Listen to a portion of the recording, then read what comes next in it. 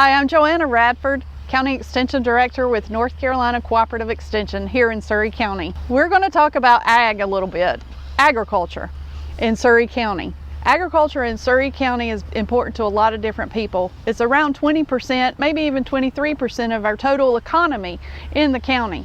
Across North Carolina, that stands for about 17% of the economy in North Carolina. Makes quite a bit of difference. If you're looking at family farms or even the farm in Surry County, less than 2% of the people work and are farmers on the farm. That's a lot of people providing the safest, least expensive food for us. And if you're like me, you really do enjoy eating. We have one of the largest employees in North Carolina is agriculture. In Surry County as well. If you're looking at the numbers, 1 in every 6 people is employed in agriculture. The economy in North Carolina is almost $92 billion. And in Surry County alone, that's around $280 million that it brings into our local economy. Not to mention that it provides beautiful landscape throughout the county itself. We have a lot of special rankings overall in the state of North Carolina. Surry County ranks 14 overall in agriculture.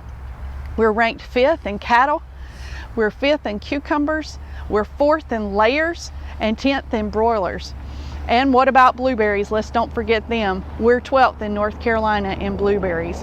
And if you look around this pristine county, we have a lot of livestock, and we are 11th in livestock income. That's pretty impressive when you think there's 101 counties in North Carolina, including the Cherokee Reservation. So we're trying to figure out how drought has affected Surry County farmers.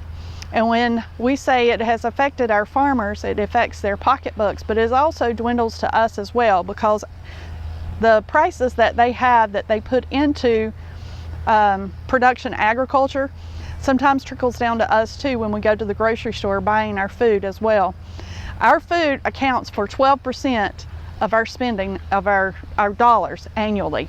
When you're comparing this to housing accounts, that's 33.8%. And if you're looking at transportation, we spend about little over 16% on transportation.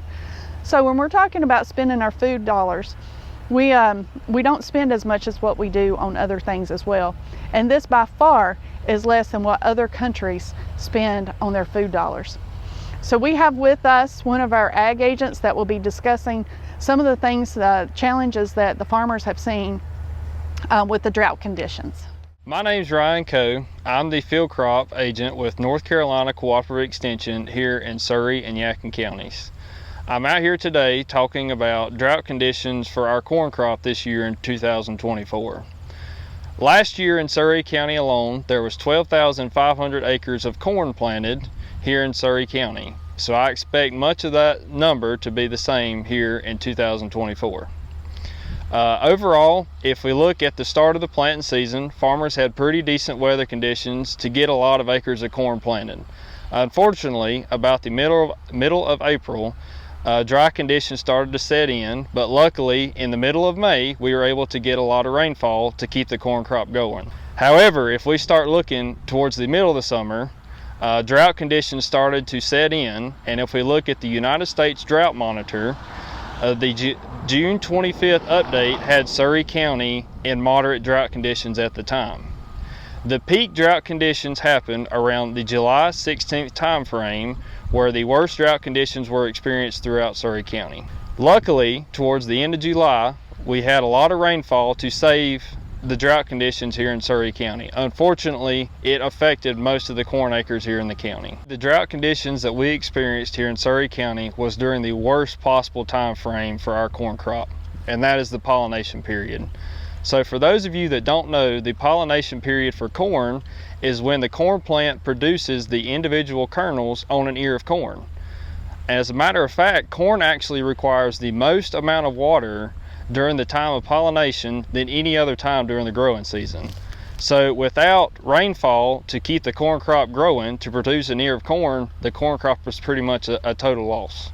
There has been some fields in Surry County that has been chopped for grain silage just because the corn crop was not able to produce a kernel on the ear. Now, From the corn that has been harvested for grain so far, some of the crop was able to produce some kernels on the ear, but the yield potential is almost cut in half for this year for the 2024 corn crop. For more information, you can call us at 336-401-8025. That number again, 336-401-8025.